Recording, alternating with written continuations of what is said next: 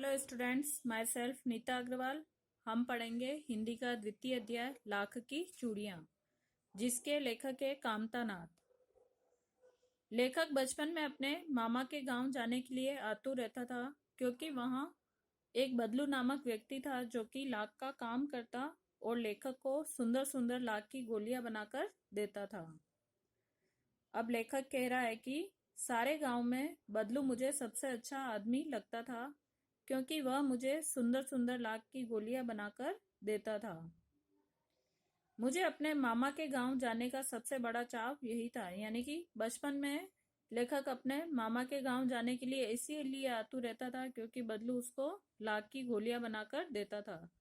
जब मैं वहां से लौटता था, यानी कि जब लेखक अपने मामा के गांव से वापस लौटता था, तो मेरे पास ढेर सारी गोलियां होती, रंग बिरंगी गोलियां जो किसी भी बच्चे का मन मोह ले। वैसे तो मेरे मामा के गांव का होने के कारण मुझे बदलू को मामा कहना चाहिए था। यानी कि लेखक कह रहा है कि बदलू उसके मामा का गांव का था, तो लेखक को उसको मामा कहना चाहिए था, परंतु उसे बदलू मामा न कहकर बदलू काका कहा करता था। किंतु लेखक उसको क्या कहता था? बदलू मामा न कहकर बदलू काका, क्योंकि गांव के सभी बच्चे बदलू को बदलू काका कहकर ही बुलाते थे, इसलिए लेखक भी बदलू को बदलू मामा न कहकर बदलू काका कहता था। जैसा कि गांव के सभी बच्चे उसे कहा करते थे, बदलू का मकान कुछ ऊंचे पर बना था। मकान के सामने बड़ा सा सहन था। सहन यानी आंगन।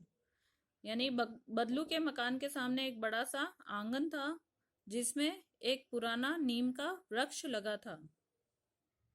उसी के नीचे बैठकर बदलू अपना काम किया करता था। बगल में भट्टी दहकती रहती थी, यानी कि उसके पास में भट्टी यानी अंगीठी दहक जलती रहती थी, जिसमें वह लाख पिघलाया करता था। सामने एक लकड़ी की चौखट पड़ी रहती, जिस पर लाख के मुलायम होने पर वह उसे सलाख के समान पतला करके, यानी कि पास में उसके सामने ही एक लकड़ी की चौखट पड़ी रहती थी, जिस पे वो हाथ से लाख को पतला करता, एक सलाख के समान, यानी कि लोहे की सलाख के समान उसको पतला करके चूड़ी का आकार देता था।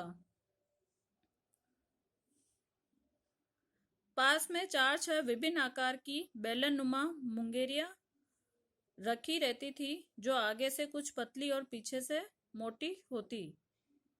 लाख की चूड़ी का आकार देने में वह उन्हें मुंगेरियों पर चढ़ाकर गोल और चिकना बनाता, और तब एक एक करके पूरे हाथ की चूड़ियां बना चुकने के पश्चात वह उन पर रंग करता था। आगे का लेसन कल पढ़ेंगे। Thank you.